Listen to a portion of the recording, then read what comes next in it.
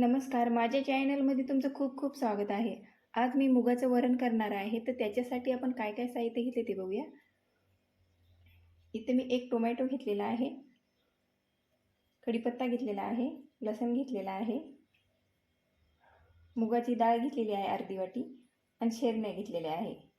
हे आपण मुगाच्या डाळीमध्ये शेरण्या टाकून वरण करणार आहोत.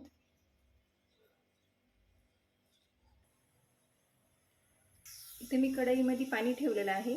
पाण्याला उकळी आलेली आहे. मुगाची डाळ मी स्वच्छ धुवून घेतलेली आहे. आता हे मी याच्यात टाकून घेते.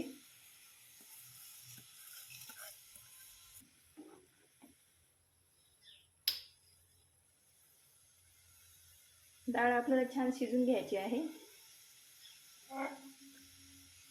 तोपर्यंत आपण शेरण्या चिरून घेऊ. इथे मी शेरण्या चिरून घेते.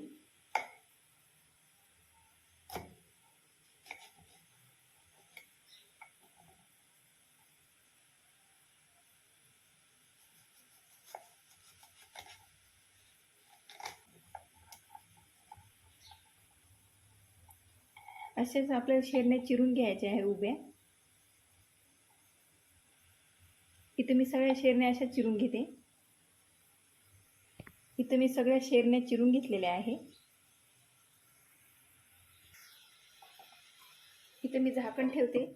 मुगाची डाळ आपण छान शिजून घेऊ. पहिले जास्त नाही शिजू द्यायची, आपल्याला साधारण शिजू द्यायची आहे.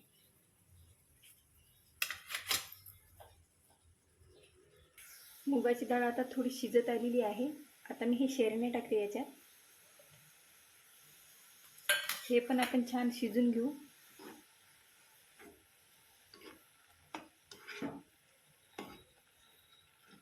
आणि खूप छान लागते हे वरण असं केल्यावर, शेरण्या टाकून.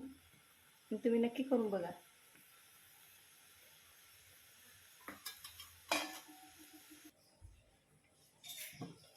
झाकण काढते मी. पहा, खूप छान शिजलेले आहे डाळ पण आणि शेरण्या पण. आता आपण फोडणी करून घेऊ.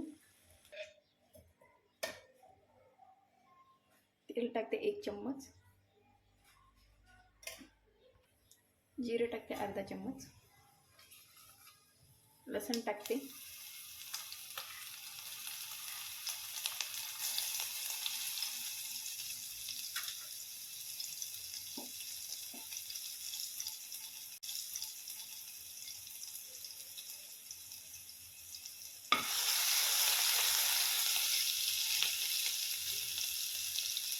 कढीपत्ता टाकते, टोमॅटो टाकते,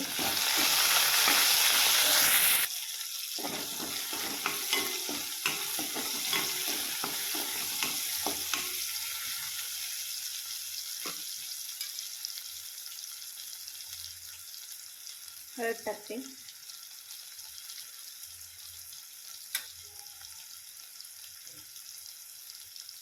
लाल तिखट टाकते 1 चम्मच. छान आपण हे मिक्स करून घेऊया.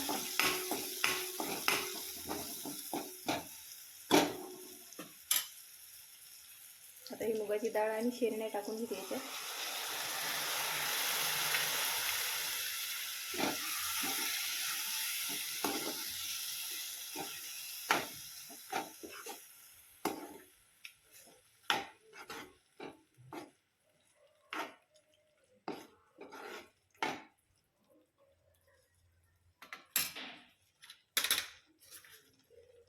मीठ टाकते चवीनुसार.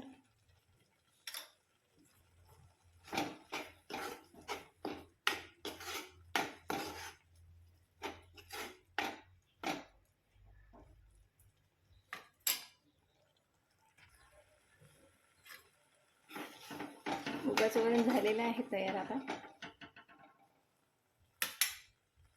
कोथिंबीर टाकते.